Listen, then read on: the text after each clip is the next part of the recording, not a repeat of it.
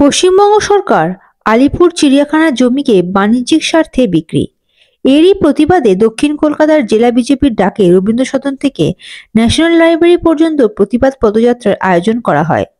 এই পদযাত্রায় অংশগ্রহণ করেছিলেন রাজ্য বিধানসভা বিরোধী দলের নেতা শুভেন্দু অধিকারী।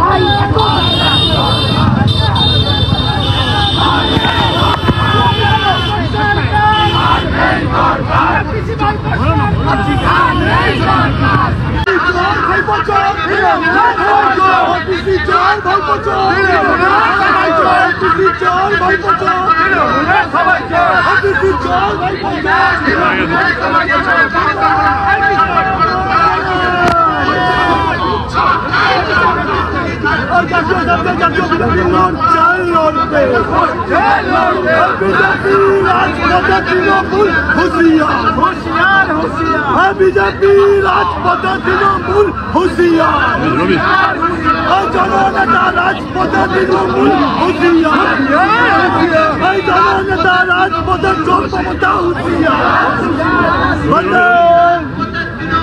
जमी चोर सरकार,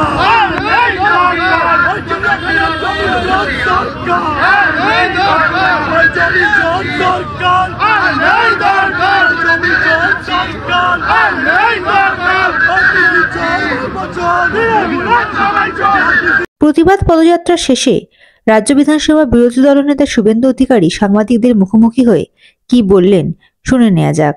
আবেদন রিজেক্ট করে দেয়, তাই আজকের এই কর্মসূচি সফল হলো।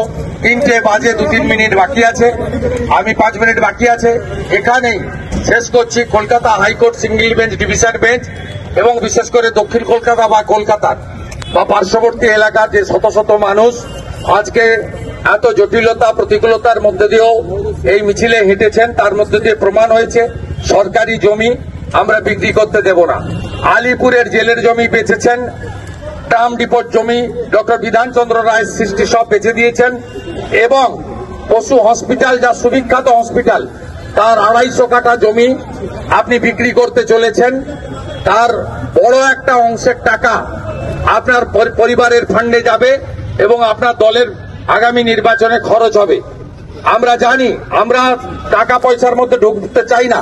এই ঐতিহ্যমণ্ডিত চিড়িয়াখানার জমি, পশু হসপিটাল, তার 250 কাঠা তো দূরের কথা, 1 ছটাক জমিও আমরা বেচতে দেব না। ভারতীয় জনতা পার্টির দক্ষিণ কলকাতা, উত্তর কলকাতা, যাদবপুর, হাওড়া, আমাদের সাংগঠনিক জেলাগুলি সমস্ত মানুষকে নিয়ে যদি সিদ্ধান্ত না নেয়, গঙ্গাসাগর মেলা এবং মকর সংক্রান্তির পরে লাগাতার ধর্ণা ইত্যাদি আমরা করব এবং আমরা আবেদন করব সচেতন নাগরিকদের, জনস্বার্থের মামলা করুন, রাজ্যপালের কাছে ডেপুটেশন করুন, কেন্দ্রীয় মন্ত্রী ভূপেন যাদবকে মেল করে এই অন্যায় এবং বেআইনি সিদ্ধান্তের প্রতিবাদ করুন। আমরা আপনাদের সাথে আছি। সমস্ত বিজেপির এমএলএরা, পুরো বিজেপি পার্টি আপনাদের এই লড়াইতে সঙ্গ দেবে। সবাই ভালো থাকবেন। ভারত মাতা কি, ভারত মাতা কি জয় শ্রীরাম, দুনিয়ার Hindu. Bureau report, ND Bangla news. সবার আগে সব খবর, সঠিক খবর পেতে ফেসবুক পেজটি ফলো করে এবং ইউটিউব চ্যানেলটি সাবস্ক্রাইব করে রাখুন আর শেয়ার করতে ভুলবেন না।